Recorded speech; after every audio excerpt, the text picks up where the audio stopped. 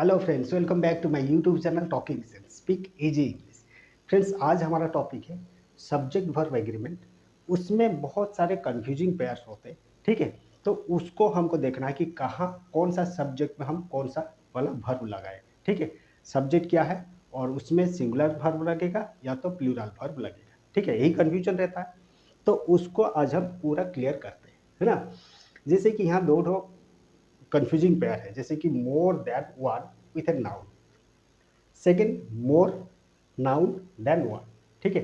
तो ये जो फ्रेज है उसमें ऐसे वाला अगर सब्जेक्ट में इस ये फ्रेज अगर रहेगा तो उसमें हमको सिंगुलर वर्ब यूज करना है या तो प्लूरल वर्ब यूज करना है, ये चीज देखना है, ठीक है। तो जैसे हम पहला वाला जैसे कि मोर देन वन, ये वाला एक सेंटेंस हम यहाँ लिखते हैं। जैसे कि हम लिखे मोर देन वन बुक, ठीक है। तो बुक ये आपका सिंगुलर वाला सब्जेक्ट मतलब सिंगुलर वाला नाउन रहेगा क्योंकि वन यहाँ डिटर्मिनर है, ठीक है। तो मोर देन वन बुक यहाँ ब्लैंक दिया है और यहाँ लिखा है मिसिंग, ठीक है। मोर than one book blank missing, तो यहाँ दिया है वर्ब आपका इज और आर, ठीक है। तो हमको यूज करना है इज या तो आर। इज हम यूज करते हैं सिंगुलर के लिए और आर हम यूज करते हैं प्लूरल के लिए, ठीक है। तो हमको देखना है कि यहाँ क्या यूज करना है। तो यहाँ लिखा है मोर देन वन बुक, में भी ये आपका सिंगुलर है, ठीक है। और मोर देन वन बुक मतलब एक किताब से अधिक, एक से अधिक, तो वो प्लूरल हो जा रहा है। लेकिन जैसे कि ये सिंगुलर है तो हम यहाँ यूज करेंगे is. More than one book is missing, मतलब एक से अधिक किताब मिसिंग है, लेकिन हम वर्ब यह यूज करेंगे सिंगुलर वाला वर्ब। तो मोर than one book is missing, ठीक है। और एक सेंटेंस हम लिखे जैसे कि मोर बुक्स, तो यहाँ बुक्स क्यों हुआ, क्योंकि यहाँ मोर है, डिटरमिनर मोर है। तो मोर बुक्स देन वन मतलब एक से अधिक बुक, ये भी सेम चीज है, ये इसका मतलब जो होता है इसका मतलब वही होता है, लेकिन इसमें वर्ब हम क्या यूज करेंगे वही चीज देखना है। तो more books than one missing यहाँ लिखा है, ठीक है। तो जैसे कि ये प्लूरल आपका नाउन है तो हम यहाँ प्लूरल वाला सब्जेक्ट ही यूज करेंगे are. More books than one are missing, मतलब एक से अधिक किताबें मिसिंग है, खो गया है, ठीक है।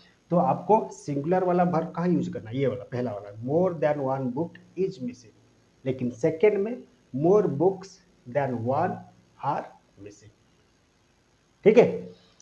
अभी देखते हैं लैंग्वेज एंड पीपुल, ये क्या होता है।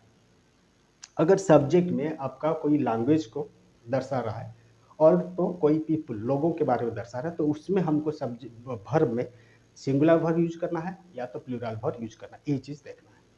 जैसे कि एक सेंटेंस हम लिखें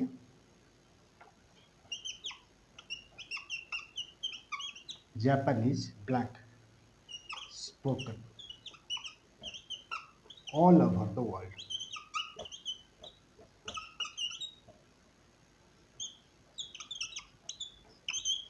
ठीक है। Japanese blank spoken all over the world. और एक तो सेंटेंस हम लिखे the Japanese blank good people, ठीक है। तो यहाँ हमको यूज करना है इज और आर। तो सिंगुलर के लिए इज यूज करेंगे और प्लूरल के लिए आर यूज करेंगे, ठीक है। तो हमको देखना है कि इसमें सिंगुलर कौन है और प्लूरल कौन है।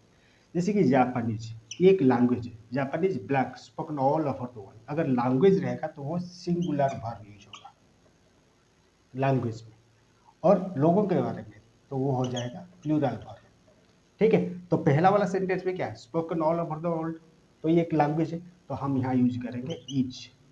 Japanese is spoken all over the world, है ना। और सेकेंड वाला the Japanese blank good people, यहाँ लोगों के बारे में बोला गया है तो यहाँ हो जाएगा the Japanese are good people, the Japanese are good people, यहाँ प्लूरल वाला वर्ब हमको यूज करना है, ठीक है। तो ये था आपका जो कंफ्यूजिंग पेयर्स है ना, जिसमें हमको सब्जेक्ट को देखना है, सब्जेक्ट के हिसाब से हमको कंफ्यूज नहीं होना है, सब्जेक्ट को देखना है कि वो कौन सा वाला सब्जेक्ट है ना। तो उस हिसाब से हमको वर्ब को यूज करना है, सिंगुलर वर्ब या तो प्लूरल वर्ब यूज करना है। तो मोर देन वन अगर नाउन रहेगा तो ये आपका हो जाएगा सिंगुलर सब्जेक्ट, है ना। और मोर मोर यहाँ नाउन रहेगा देन वन तो ये हो जाएगा आपका प्लूरल सब्जेक्ट। ठीक है, तो इतना था आपका सब्जेक्ट वर्ब एग्रीमेंट में जो रूल्स हम फॉलो करते हैं ये चारों फ्रेज के लिए। ठीक है, तो नेक्स्ट टाइम आएंगे ऐसे और भी इंटरेस्टिंग ग्रामर रूल्स के साथ। तब तक के लिए थैंक यू, बाय बाय।